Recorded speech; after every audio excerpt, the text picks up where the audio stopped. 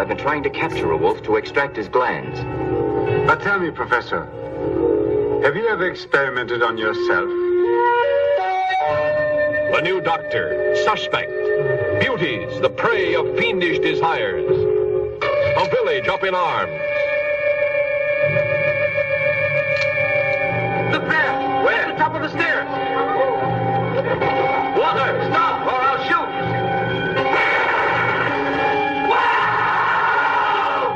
A Nerorama shocker.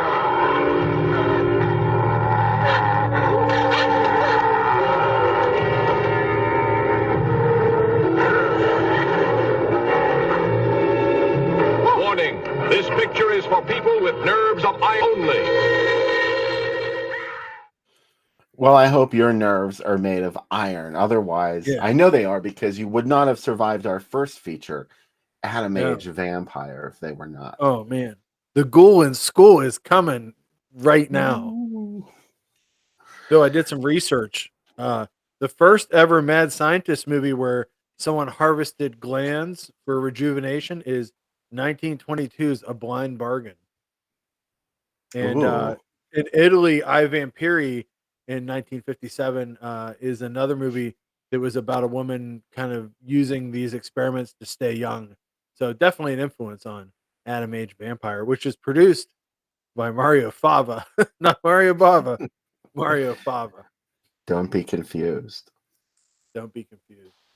It's not Mickey Lyon and it's not John Old Jr. It's Mario Fava. It makes me think of Chianti for some reason.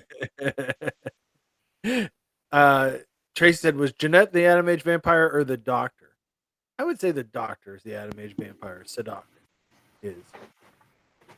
She was the villain of this movie, though. I think Tracy is onto something here, because not only is she's the one who screws up. I mean, I don't want to blame her or anything, but she was driving crazy and she wrecked her car.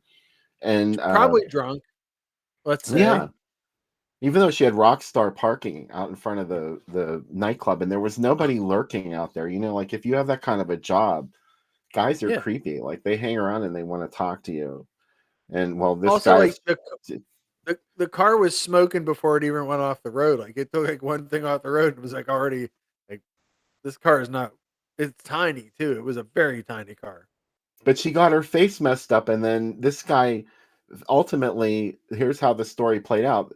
She met this guy who who fixed her face, sort of, and then she kissed him immediately. Like she was immediately, I don't know why she would do something like that, but she made him think that she was falling in love with him, and he became neurotic and murdered for her. She walks away at the end. He killed his true love for her. At the end of the movie, she's scot-free, because not only did he fix her face, because I guess he did do it the last time it was going to be forever. I don't know. Mm-hmm. I don't know if he was lying or not, but it seemed like it worked, because she didn't turn ugly at the end, or burned, I should say. It's like she still looked pretty good after crawling out of that flaming disaster. Yeah, and also, I'm not a scientist or doctor, though I do work in the medical field. I don't think car accidents can give you a disease. Like he keeps talking about how like she has a disease in her face and it's only going to keep getting worse. But she was in a car wreck. Oh, that's not how that works, really, I guess. No, I know. Let's stay home and play records. Let's just go home and play records. That sounds like a good idea to me. Yeah. And Beth said that female doctor gave her Mink Stole vibes. I agree. I also thought that the blonde girl was Hatchet Face for a while, the way she did her face from her hair from another John Waters movie.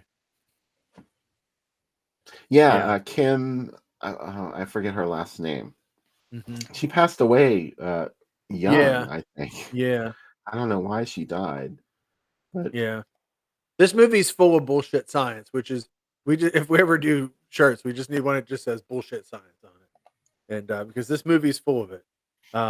Also, it's full of it. Everybody smokes. When they went to that theater, everybody was smoking in the whole theater. Like you couldn't even see the screen. people were smoking. And also, if you go visit a mad scientist to work with the police, don't expect them to make you a cocktail. Expect me to make you a cocktail. But like you're like, if a scientist says, "Can I get you a drink?" Just be like, "No, it's okay." He's like mixing up cocktails. Also, Everybody was using everybody in this movie, even though there was the on the surface it looked like it might have been a love story. It wasn't. It was like a TV reality show now. You know, I people like playing that each other against. at the end when his assistant stabbed him, he like mimed. He was like, "Oh, why did I do this?" Yeah, and But the yeah, assistant seemed like he had some feelings for the doctor. yeah. As the doctor was dying, he had this like look on his face, like, He "Oh." would you? I mean, how? Why else would he stay around that long? That doctor slapped the shit out of him repeatedly. Like at one point, he slapped him so hard that he knocked over like 12 bottles of wine. He should have got up and slapped him again after that. It was the unspoken love affair in the movie. Yeah, Probably everybody was in love. one-sided, but maybe not quite as one-sided as it may look on the surface. Same Maybe there as was a the couple drunken fumbles there for the doctor and his assistant. even the yeah, his assistant like was definitely in love with him, and he's like, "Oh, don't worry, I'll The forget female about her." assistant, yeah, The female assistant, yeah, she and sure was. yeah, and she was like, "This, I'm in love with you." He's like, "Yeah, but are you a nightclub dancer?" But that nightclub bill, oh my god, that tiki bar with the cat girl that was dancing and all, how Can about we that go place? there? Oh, that place was amazing. Can we go there? Yes, that place was amazing. And that guy's all sad. We don't even know how deep his relationship is with the blonde. Like he has like a million girls like just throwing themselves at him, and he's like, this girl that died in a car accident, maybe. You know, Yeah. the whole thing's suspect. She's in. If she knew, if she navigated that turn better, we would not. I'm sure. I'm sure the doctor would have screwed something else up. You know what Oh, I mean? yeah, Like, because he was crazy, and yeah, there was no denying that he was nuts, and he had become obsessed with this, uh, fleeting pursuit of perfect beauty for eternity, Eterna 25. I'll tell you how I know how crazy he was because when you come to his house, he's like, "Hey, have you ever seen these pictures from Hiroshima? I got them in a folder. I blew Yeah. them up." And the movie was like, "Hey, exploitation." I'm sure in Italy it was like featuring real pictures from Hiroshima. In America, they're like, maybe let's not brag that up a little bit because you guys did that. But yeah, that was a little like I was not ready for that. But Jeanette's outfits really are the star of the movie, right? Like she dresses like amazing. Even when her face is all burned up, she showed up. I just saw that Beth brought up that leopard outfit. She looked great. Like Yeah. she like 4 or 5 really even when she was on the operating slab, she looked fashionable.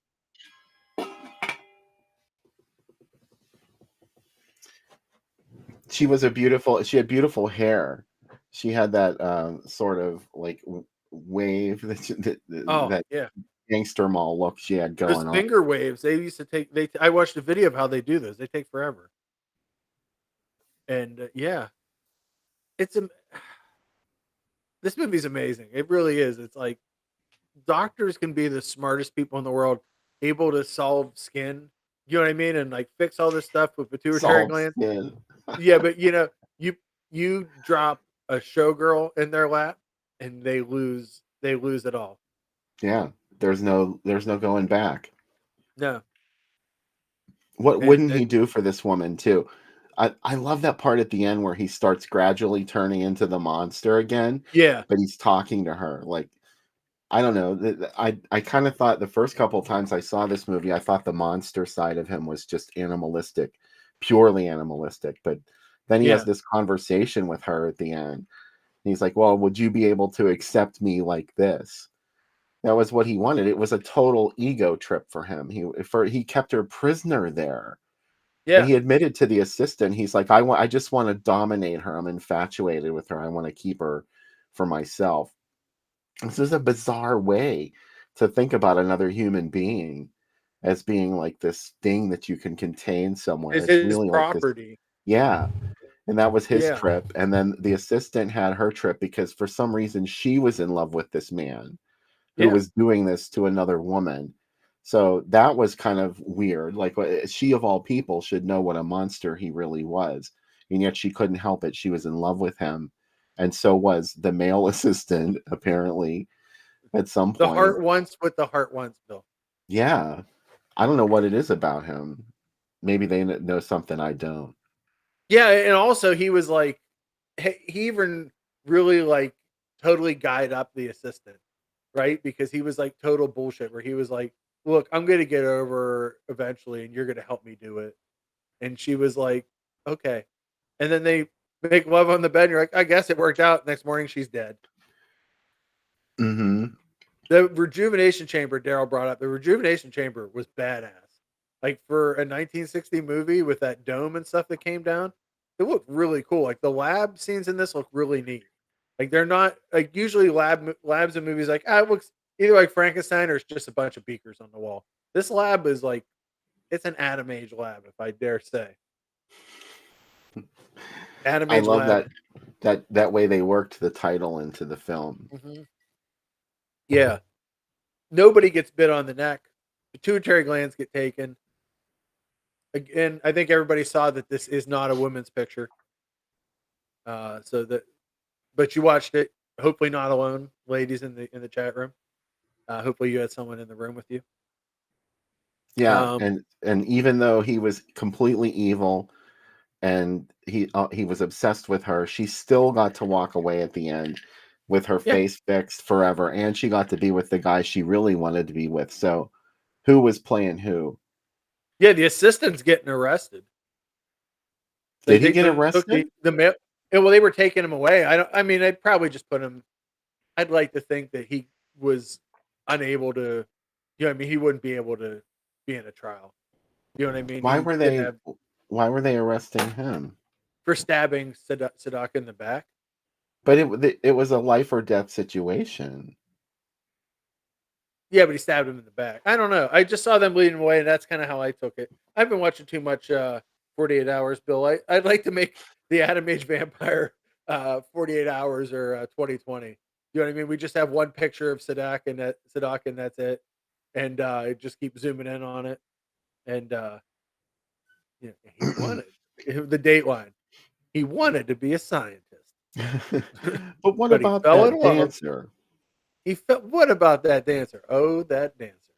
Did she have anything to do with this facial rejuvenation experiment the doctor swore he was perfecting in his clandestine laboratory? And what is Derma 25 anyway? Yeah. My cousin does this, Bill, for a living. She does the Botox. She has a place in Wexford. We should have we should have had her on as a guest. Like, what is the reality of this movie? Is it like what you do? Could it? Yeah, like Chris said, could it be murder? Oh, man. Prophecy Bear does get in free for ladies' night. He sure Although does. technically Prophecy Bear is a lady. But I think we tend to think of him as a dude. Yeah, we really need to be a little more up to date on that. I guess Prophecy Bear is a female. I'm not sure because the Prophecy Bear is a total mutation too, so it's hard to really know what was going on with the rest of the physiology there because he was an inside out bear too. Yeah, it looked like he was in a lot of pain. He needed some help from a good surgeon. Yeah, but not the surgeon from this movie, because then a whole bunch of he would fall in love with Prophecy Bear as happens, kill another assistant. I'm in love with Prophecy Bear, and we've never even met. I mean, I'm in love with the idea even more than the person.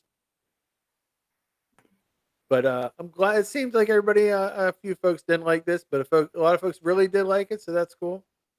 So that's all we can ask for when it comes to an Atom Age vampire. This was a TV movie for me, like a movie I watched all the time on TV, and it was sometimes really late at night on This is a good. WOR. I think if you watch this movie at 1:35 in the morning, it's going to be better than if you watched it at 8 o'clock at night. Yeah. Sorry we made you watch it too early. Yeah, maybe go back and watch it again when the show's over, and you'll be like, "That's pretty good." This and Horror Express are Yeah. movies that should be watched late at night. Yeah, like when nobody else is up, so you have no one to say, "Does this make any sense?" You don't need rational thought. You don't need someone to help explain it to you. Just you know, there's a lot of screaming at the end, Mike. I agree. Sorry that Wally was upset by all the screaming. There's a lot of screaming. So many screams. Well, this movie, the second movie tonight, Werewolf in a Girl's Dormitory, there's a scream a minute. I got to say about the second movie, Bill, it really unites two of my favorite genres. Okay, the werewolf movie and the it's not a women in prison movie, but like the bad girls that are all in a reform school kind of movie. Because it has that too, where it's like it's not a dorm. You're like, is it a college dormitory? No, these are bad girls. These are girls that have done wrong stuff. And like scandal, right? These girls have caused scandals in their hometown, have all been sent to this place. And what if we put a werewolf in the middle of that? The idea of it is incendiary and wonderful. Werewolf in quotation. It lives up. Yeah, there wasn't a vampire in the first movie. Is there a werewolf in the second movie? Maybe not. We're already lying to you. The year just got started, right? It's kind of a werewolf, I guess. It's more a werewolf than the first movie had a vampire. So already it's somewhat ahead. I'm Italian. We don't always get it right. Right? It's a kind of a werewolf. And like, okay, yeah, I guess. Sure. That's whatever you want to do. So there were so many screams. So many screams. There was also a little cat on the screen, so Wally could have been freaking out for that little cat that was running through the water too. I love that kitty action. Yeah. He was a good kitty too. He was hanging around right where that actress was. Yeah, he knew right where to be. Good actor. Yeah, he hit his mark. There's a good cat in Thanksgiving too. There's a real good cat in Thanksgiving. It's the same one from the new Pet Cemetery. And he's got a really great scene in it. If you're looking for a cat in a modern horror movie. Can you trust a werewolf? Sean Midas says the only way you can trust a werewolf to appear is if Paul Nashi's in it. I don't know if you can trust a werewolf. I think you can. Is a werewolf more trustworthy than a vampire, Bill? I would say yes. Yes. Yes. Or a werewolf isn't. Vampires are shady 24/7, or at least when they're able to be awake. But werewolves, they're normal people who just have a problem whenever the moon turns. They have like on their period. Wait, what did you just say? Your microphone went screwy. Oh, sorry. Yeah, my mic went. They're guys on their period. In the worst sort of way. Yeah, except they want blood. They want. Yeah. They got like couple nights a month. They're like, rawr. Yeah. What? Oh, yeah. Becca said they have LMS, lycanthropy, menstrual syndrome, and so they hit it. Yeah. They're though both titles are great, and I saw that you said this is the best title ever. I would kind of agree with you. Werewolf in a Girl's Dormitory is a great. It's such a good title. It's evocative. It's like, yeah, what it makes you say, and then yes. Probably the only other werewolf title that comes close is The Howling 2. Your Sister's a Werewolf. Is pretty good too. Yeah. Or Werewolf Bitch. Sturba Werewolf Bitch is pretty good. Whichever way you go with it, you know. Yeah. It's a win-win situation. Yeah. Except that I agree with Mike. In Howling 2, the werewolves are vampires. You know what I mean? Like who knew? So, shall we talk about Werewolf in a Girl's Dormitory? Sure, yeah. Let's do it. I got some notes. Is it too soon to talk about Werewolf in a Girl's Dormitory? I think so. This is directed by Paolo Husch, Heusch. He also directed The Day the Sky Exploded and a movie I just watched, Che Fine e Fatto Toto Baby, Whatever Happened to Toto Baby, which is an Italian giallo that is a parody of Whatever Happened to, I just lost my brain. Uh, you know what I mean, Bill. Baby Whatever Jane. Happened to Baby Jane. Yeah, thank you. And it was written by Ernesto Gastaldi. And if I named every movie he did, we'd be here all night. But Yeah. let's say The Killer Still Among Us, Torso, My Name Is Nobody, The Great Alligator, Sweet Body of Deborah, All the Colors of the Dark, So Sweet, So Perverse. He also directed Libido and movie I just watched, Naturo Con Grida, which is nearly shot on video. The director used the name Richard Benson for this movie, which is his American name. But it has a lot of titles. I'm sure we'll probably see some, Bill. But my favorites are I Married a Werewolf. Uh, that doesn't make any sense. Nobody gets married. A Ghoul in a Girl's Dormitory. Okay. Monster Among the Girls and the Ghoul in School. In France, this was known as Le Monstre à Filets, which is a monster for the girls. And the German title's super rad. Be Volmod Mord, which is Murder Under the Full Moon, which is pretty sweet. And there is a song by Marilyn Stewart and Frank Owens wrote and sung by Adam Keefe. Bill, you brought up it has a Peter Lorre voice in it. Yeah, I don't know where this Adam Keefe name comes from because Yeah. the actual artist that it's credited to is the Fortunes. And they were a Mm. girl group. And That's it was what's the weird. Everything I look up says Adam Keefe sang it. But yeah, Yeah. you're right. They were called the Fortunes, and it was the flip side of their single "You Don't Know," which I think was like a minor hit for them. Mm. And the Ghoul in School angle was when the film is from 1960, I Yeah. believe, and that's when it came out in Italy as Lycanthropus. And by the time it got to the United States, it was 63, and they wanted to make it sound like a teenage monster movie and get kind of like a dance craze going for werewolf. It was called the Ghoul Groove. The Peter Lorre voice says, "Come with me to the Corridors of Blood," because this played double Yeah. features of Corridor of Blood, as I'm sure you'll show us. It's pretty weird. Some of the people in this movie, I know them from other movies. Director Swift, Bill, is Kurt Lowens. He's one of the smoking doctors in The Entity, which is kind of cool. The guy who pays for the school, Sir Alfred Whiteman, that's Maurice Marsac. He is the French waiter in The Jerk. And the new teacher, Julien Olcott, is Carl Schell, who is the brother of Maximilian Schell. A little more famous than him. But there you go. And the handyman, Walter, is, of course, speaking of Peter Lorre, the Peter Lorre of Italy, Luciano Pigozzi, who is Peg and Your Hunter from the Future, of course. And the other person I found, Bill, in this, Barbara Lass, is Roman Polanski's first wife. She plays Priscilla in this. My other facts are there is Werewolf in a Girls Sorority, which came out in 2013. Not related, but very close. And Werewolf in a Women's Prison, which came out in 2006, directed by Jeff Leroy. My major note for this movie, Bill, is I've never seen a werewolf movie before where women seemingly have orgasms when werewolves attack them. They get real into the werewolves attack. You never saw an Italian werewolf movie before this, then? Exactly. This is like the most Italian werewolf movie. It's like, Okay. hey, we make the werewolf. He loves the ladies. They love him.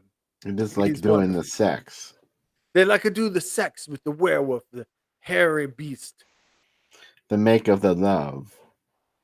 They make the love to the werewolf, and he is very masculine.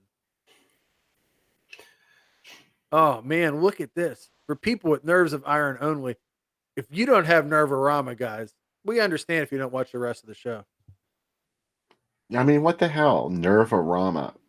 I'm not sure Nervorama. where that must have been like a slang thing at the time to Yeah.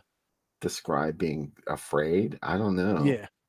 And well, nerves of steel is what you usually say. Like that guy has nerves of steel, but like nerves of iron? Maybe that was Nervorama. yeah, Nervorama. It sounds I like have Nervorama all the time. How much shock can you stand?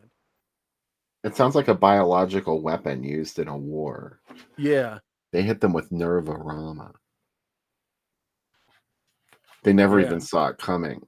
It was when they watched this movie called Werewolf in a Girl's Dormitory. Look at this. Oh my God. This night. Oh, this wasn't supposed to come up yet, but this is one of the examples of when they used the artwork for Werewolf in a Girl's Dormitory in other newspaper ads that had nothing to do with Werewolf in a Girl's Dormitory. And here's one. I don't know. I thought I ordered these correctly. I get a ring. You do. If I go. Oh my God. That ring's not going to turn my finger green, is it? Well, it's, probably not a ring you would wear. You'd give it to Becca. So I could take Becca and give her a new ring. Like, look what I got for you.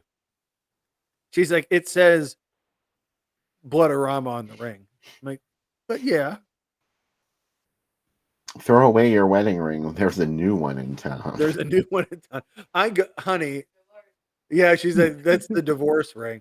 Honey, how much shock can you stand? And I get on one knee and say, how much shock can you stand? Do you have nerves of iron? Yeah, she married me, she said, so she does. Oh. Brewer Drive-In. Yeah, it is. Loving it. I did the whole series on Groovy Doom from the Brewer Drive-In. And what a beautiful place to be in Brewer, Maine, home of U of M grad Steve King. Oh, yes. Maybe he was one of the adults and only paid 75 cents to see this. Children free. Whoa. Where has poor Mickey gone? Wow. I don't know, but here's the title. I Married a Werewolf. This is from London. That title makes absolute. I realize I Married a Monster and I Married a Witch came out somewhat close to this, but the title has even less to do with this movie. I love it. I really love it.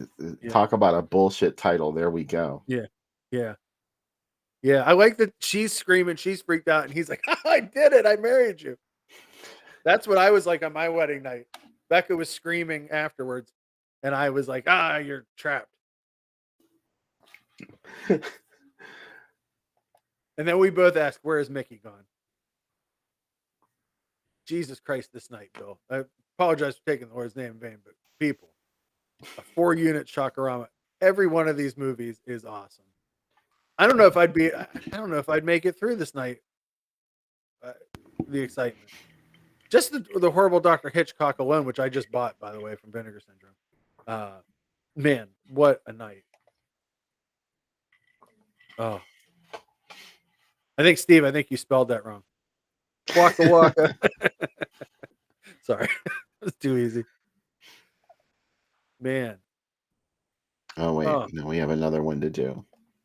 Okay, so here's some more ads where they use the artwork for Werewolf in a Girl's Dormitory. But it, of course, wasn't them. No. These press books were just lying around in newspaper offices, I presume. And after they were a couple of years old, you used to, I guess, go back and cut things out for your horror movie ads. People really like the head here. It's a great image. Yeah. Well, it was in that you were talking about that earlier. The clip from the drive-in. Yeah, the pay TV commercial where it's like monsters don't belong in your living room. Like the head comes up from screaming from this movie. I went back to check, and yes, that is it. I love that. Eye of Evil. One of my favorite. The noise that the pay TV thing makes, the crunching noise as it eats quarters. It's like ASMR to me. It's like really nice. It's like such a relaxing noise of those quarters getting crunched. Oh, Dustin shouted out for Monster on the Campus. Ah, yeah. I don't remember that one that well. That was an elusive one. That was rarely shown on TV, and I think it was one of those movies I had to wake up at 5 a.m. to watch on WOR. Here's one you'll like. Yeah. Wow.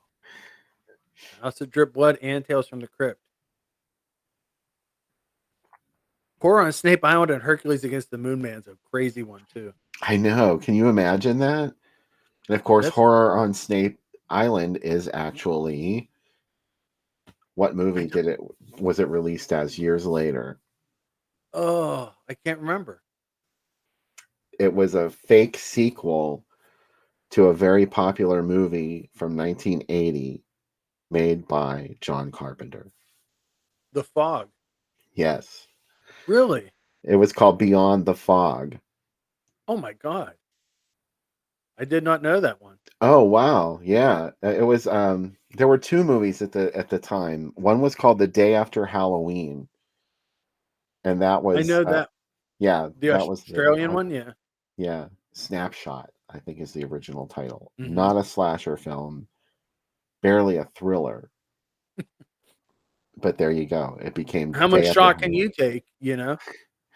As much shock as people probably felt when they went into that theater and realized this was not a sequel to Halloween, and it was nothing like Halloween. And same thing with The Fog. It was called Yeah. Beyond the Fog. It was actually this movie from 1972, which only has one fog scene in it, and then that's it. Fortunately, it's the first thing in the movie. Oh. You have to enjoy the balls of these people, you know? I'd probably enjoy them more than you. Yeah, well, you know, each their own. Oh, How about these little What? numbers? These are sexy. yeah. Who's minding the store? Oh, I don't know. Some psycho. Wow. Ooh, Beach party. yeah. This is a weird man. That grand logo is amazing. Oh, I know. All You know, these hits just the are, thing that catches my eye. yeah. Yeah, is it too soon to rename a movie from 72, David asked? Yes. Yes, it's too soon, David. Yeah. God. Imagine, see, today we can look back and laugh, but if you were in that audience in 1980 and you're like, a sequel to The Fog, and you're like, this is the horror of Snape Island. God damn it. You would be enraged. Yes, Chris. That was Independent International that released it as Beyond the Fog. I don't know if they were the ones that released The Day After Halloween, though. I assume so, but I don't know.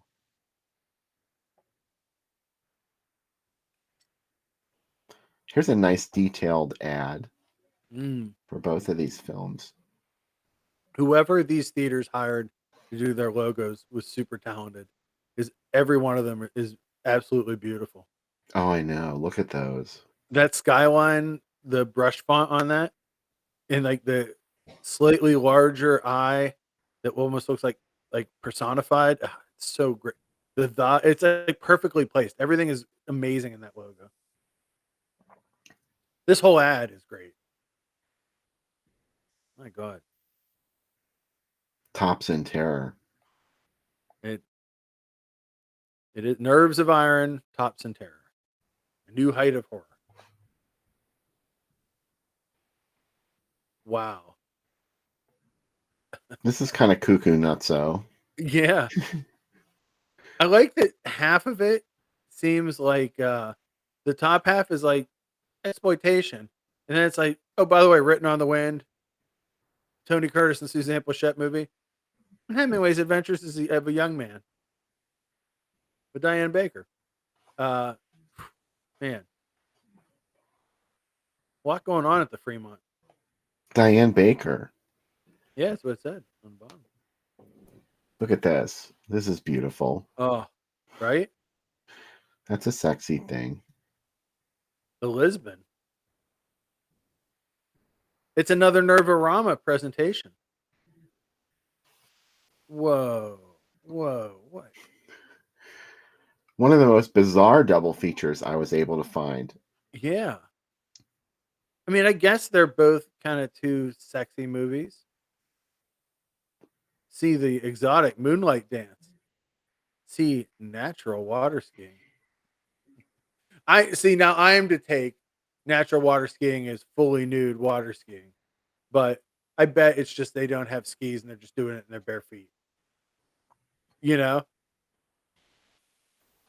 I've been down this nudie cutie road before. You're not falling for that? No, there's nothing good on it. It's just like, oh, you get there and everybody just has pants on and no tops. They're playing volleyball and it's super boring. I've been down this Hmm. road. Also, I agree with Mike. Werewolf. Oh my god, this ad. Oh, I don't know why I added this. No, but you know what? I love that you did because it's gorgeous. This was an accident. I just pulled No, this but up. it's a helpful one. This is what I was really after. Was this Oh man. midnight spook show on Halloween? This was Halloween night. That was a Thursday. Actually, Friday was November 1st, but that still counts, right? Yeah. Yeah, Quarters of Blood, Werewolf in a Girl's Dormitory, and Creation of the Humanoids. Mm. What a triple feature. Well, the one above too, the Frankenstein's Daughter, Bride of the Monster, and Giant from the Unknown. Oh, yeah. Unbelievable. Yeah. Bride of the Monster on the big screen. That's a big idea to get used to. Yeah. Yeah. We've seen this one before. Nervorama. Yada, yada, yada. More Nervorama. We've been back to this one. We're nearing the end of the galleries here.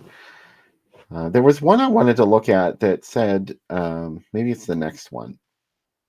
I just pulled this out because it had a different co-feature than Quarters of Blood in this one, like the Sunswept double feature. This one had Castle of Blood.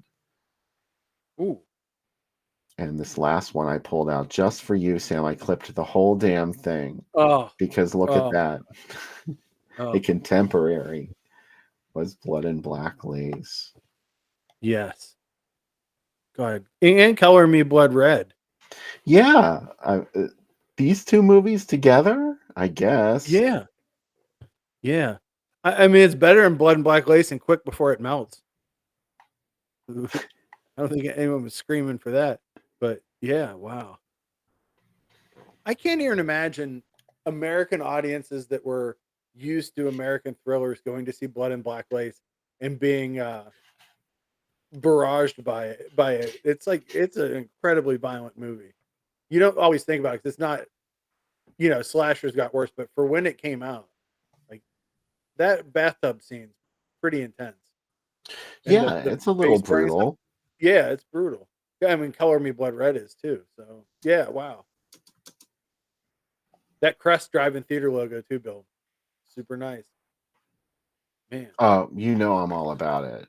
Yeah. God. Everything was designed nice back in the day. Today it's just like, we'll just do something in Canva. It's not like it was back in the day. No, it's not. Oh. Well, it's because everything had to be done by hand. You didn't have like fonts automatically installed on your machine. It was all paste up.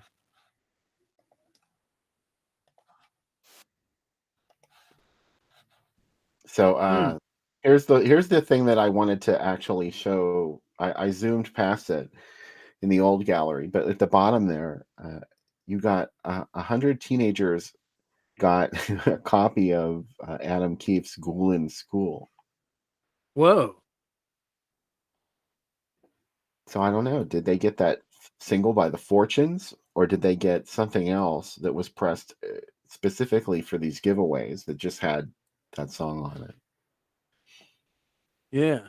Maybe Adam Keefe was the guy who did the Peter Lorre voice in that song. Maybe it is. You think so? I think that's probably what the answer is.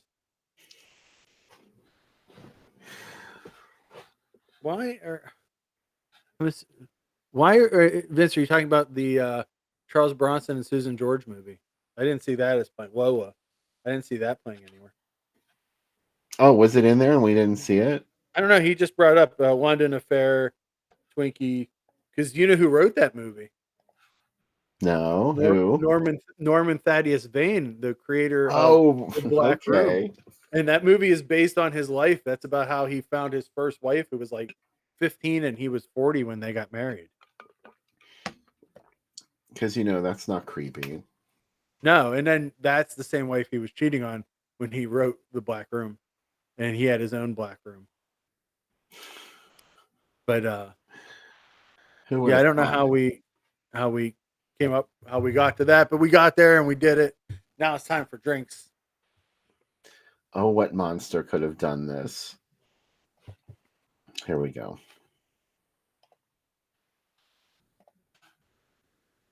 Welcome back to Drink 2.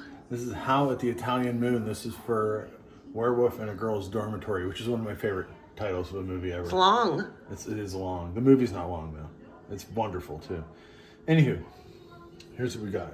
We got the Don Cristal. We got any rum. I went with a lighter rum. We got 2 ounces of pineapple juice, 1 ounce of lime juice, 2 ounces of ginger beer. You can use whatever ginger beer you like. I use the Q Light. Anyway, this is really simple. You're just going to pour all the ingredients together in a glass with ice. But I want to show off something. This is one of my Christmas gifts. This is for my brother-in-law Andrew, who you can find on Instagram at Head Trip Glass. And you can find him in Pittsburgh. He sells his stuff at PMA Tattoo and McKees Rocks. But he made me this hand-blown drink stirrer, which is incredible. And it's really pretty. Let's Jazzing it up. jazz it up. And I thought that was the perfect gift for me. A perfect gift for the bar connoisseur. For the bar connoisseur. He sells all sorts of things in glass. Here's our lovely drink. Both these drinks, ultra suave, I think, this week. I feel like I'm on the veranda watching the snow. Oh, that is really good. Ginger beer. Oh my gosh, I really like that. I'm going to watch this and be like, oh, look at that werewolf. He's in a girl's dormitory. Lycotropus. Enjoy the show. Enjoy the show. Pazuzu. Pazuzu. And that drink stirrer is boss level, as Matt said. Yeah, it's pretty awesome. You know, Signature drink stirrer. there's something that I've been wanting to ask you about. Well, I mean, I think we should talk about it on the show, and it's your new podcast. Oh, hey. Thank you. Yeah. What the hell? Yeah. One day I've been wanting to redo it because I like doing a podcast, and I listen to a lot of podcasts now because I walk a couple miles, like 4 miles a day or more.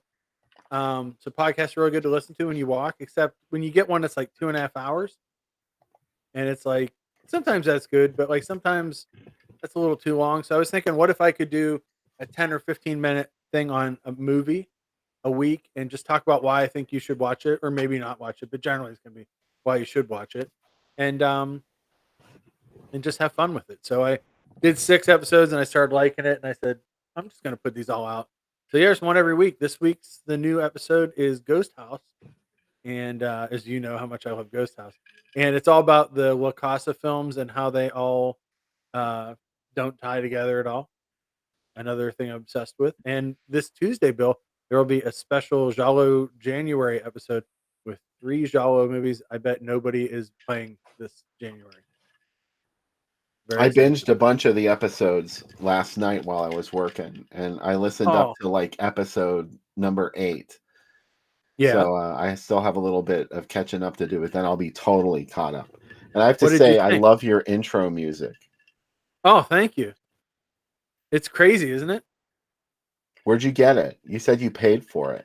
It's from Pond 5. It was $8. It's royalty free, and I just typed in Giallo, and that song came up. And I was like, holy shit, this song sounds perfect. It sounds like it's from a Sergio Martino movie. Yeah, it's BNS about movies. And you can find it anywhere you stream podcasts. It's also on YouTube too. But it's on YouTube, Spotify, Apple Music, iHeartRadio, everywhere. It's out there. So yeah, I'm pretty excited. Blood Sex is not one of the Giallo. I could reveal what the 3 Giallo I did are. You could probably guess, don't you know the ones that I like?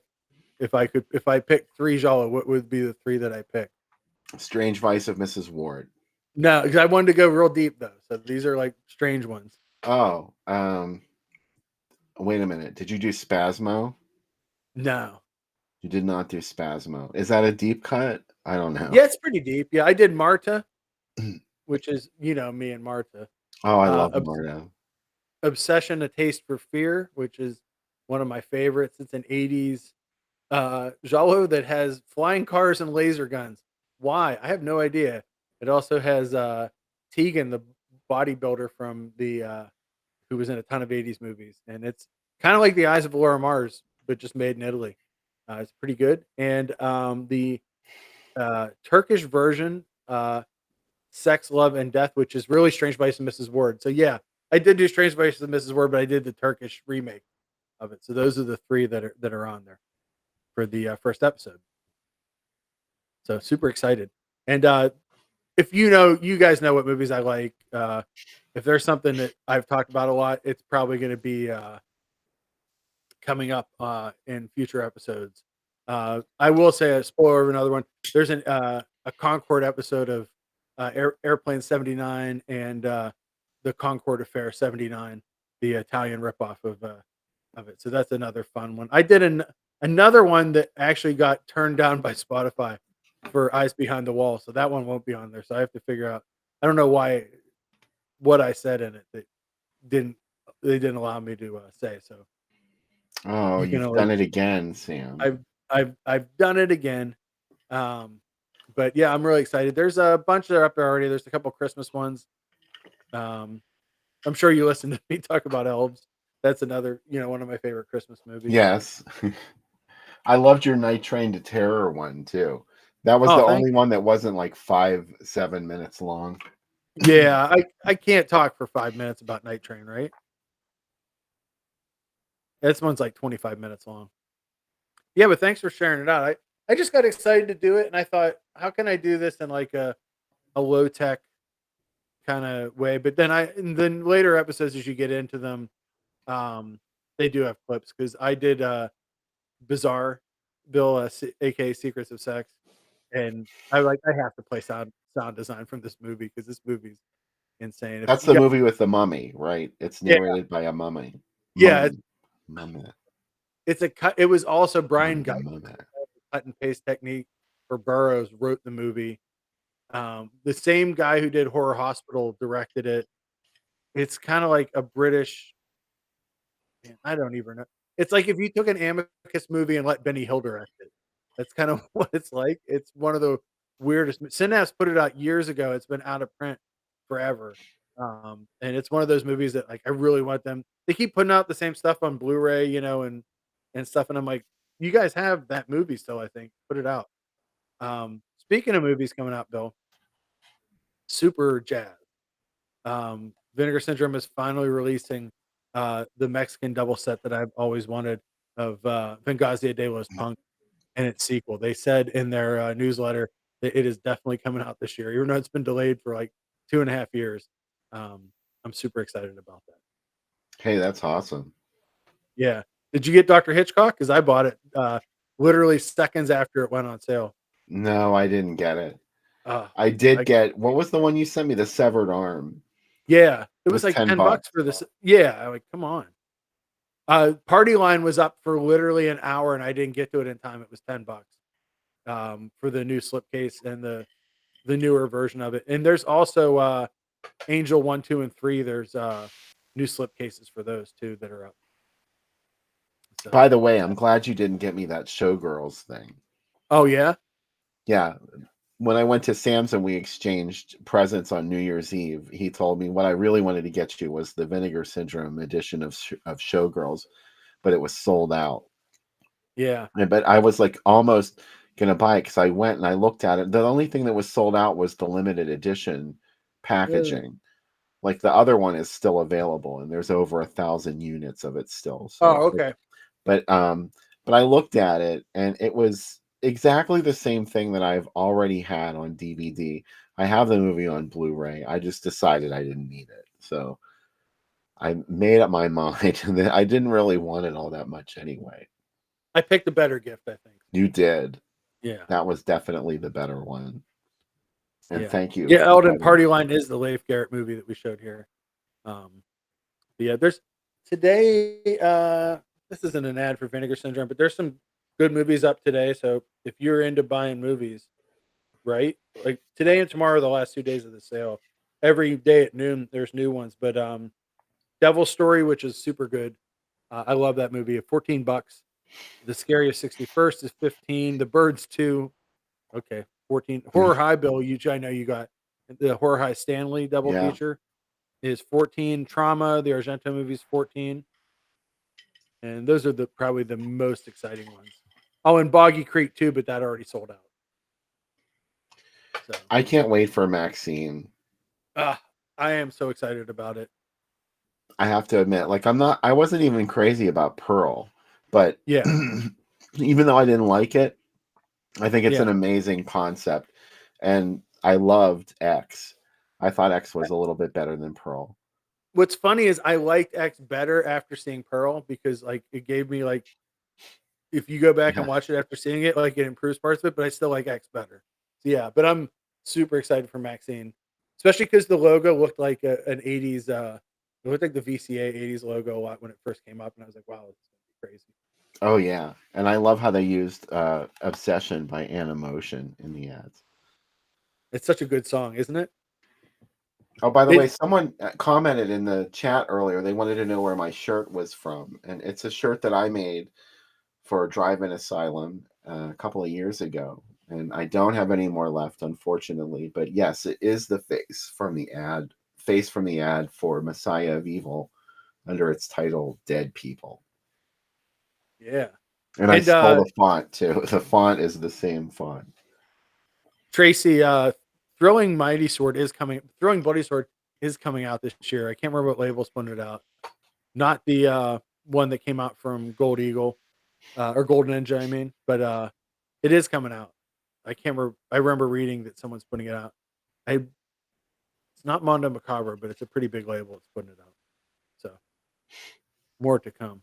There's also there's so much stuff coming out. I get so jazzed. Tomorrow is I really kept it to two things for you know what else I bought, Bill? I had to buy it.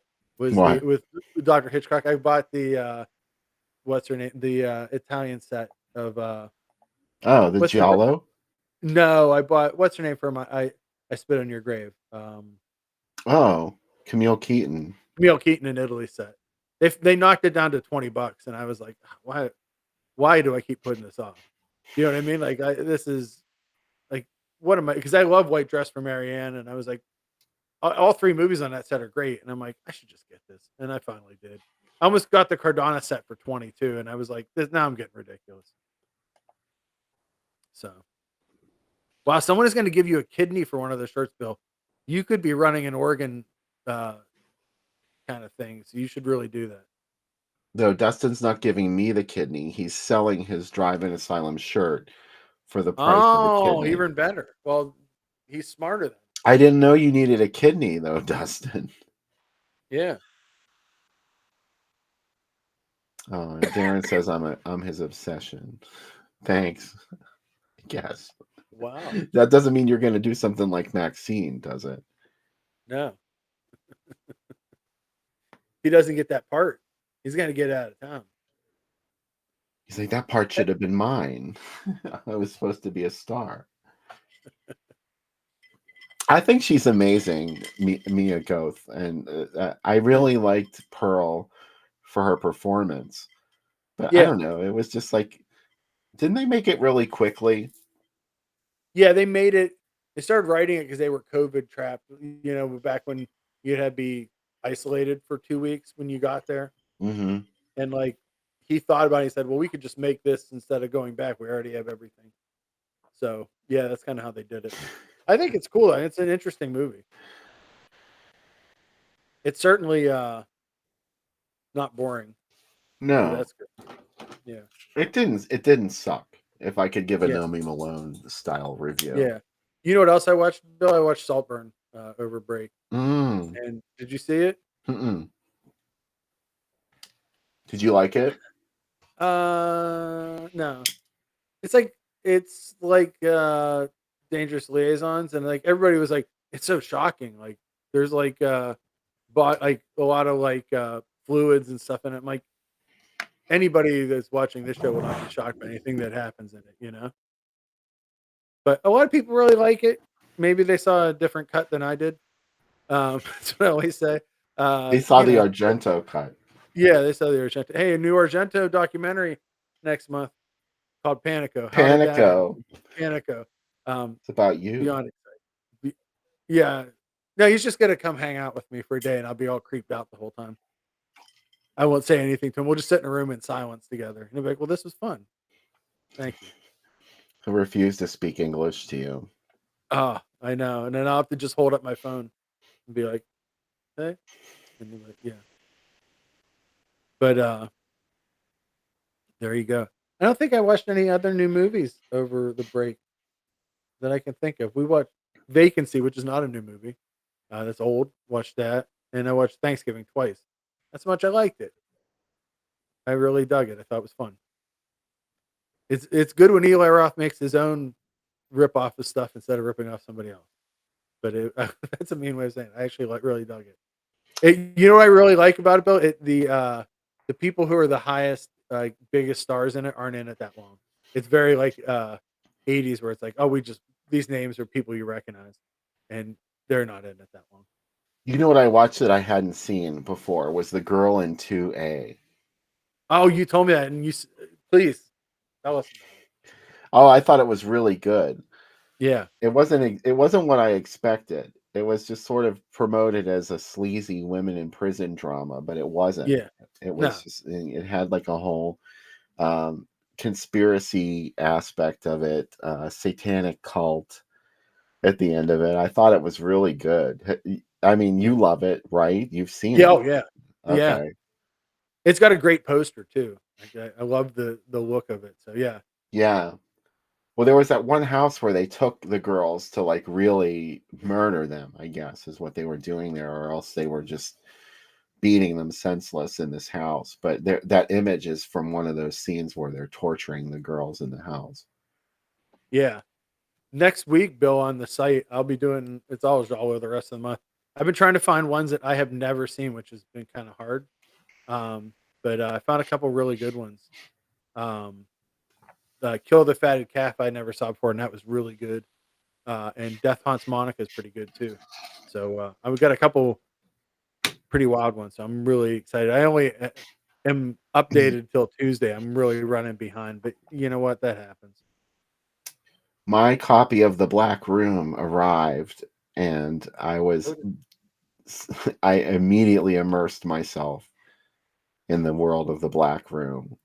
So did you watch it yet? I did not watch it yet. I've been saving it, but I am so excited that it came out, and it was a shock to me the day that it was on the site. Like I was so excited. Yeah, I I am. wasn't sure if we were ever going to get anything like this, and it's Yeah. just it's really well done. Of course, there are many great supplements, including a nice little analysis by Stephen Thrower, well worth watching. And the print looks pretty good, I guess. It didn't look the way I expected it to look. It looks like maybe they used a video source. I'm not Mhm. sure. I don't know. It just didn't.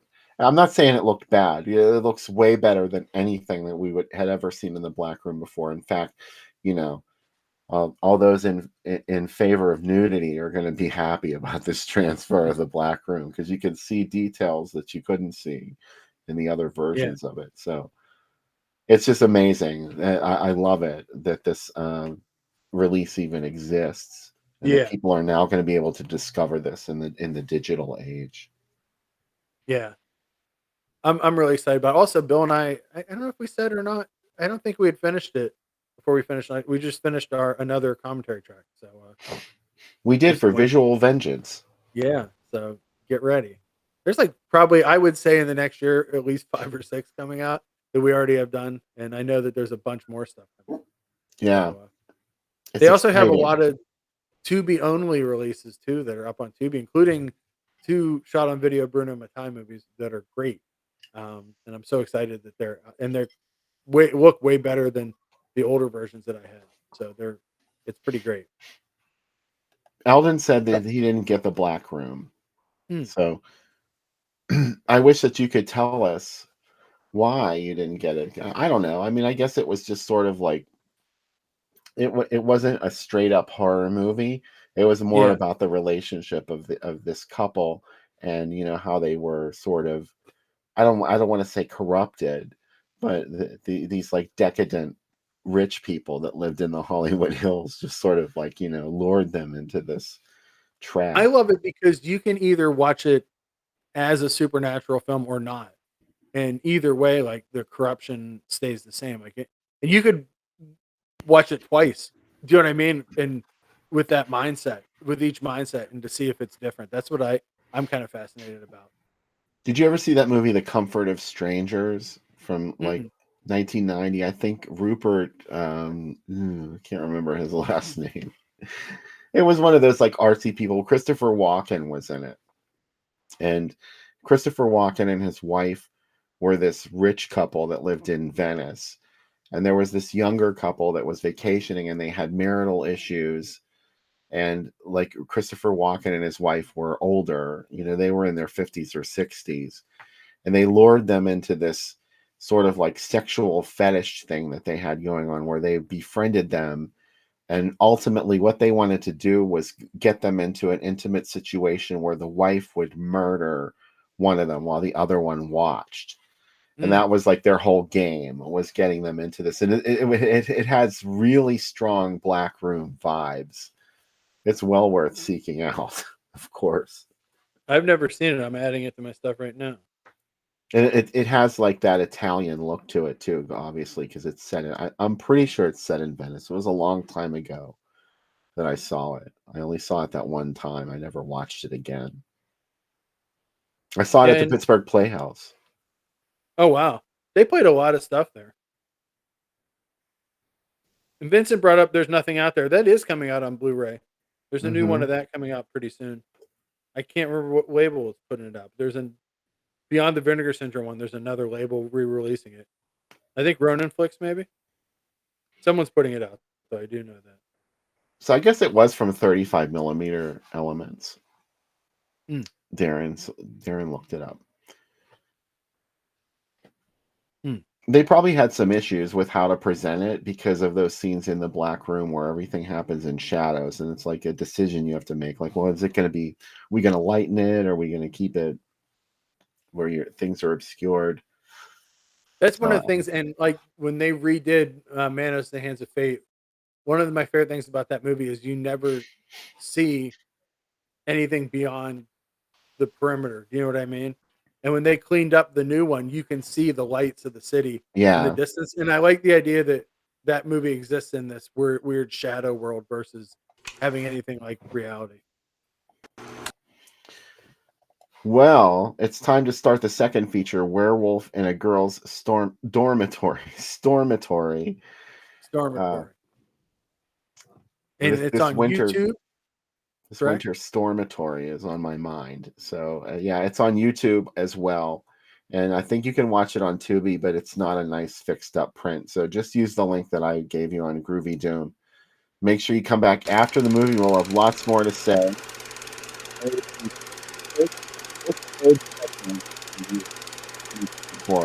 But I already don't know what I'm saying. So come back.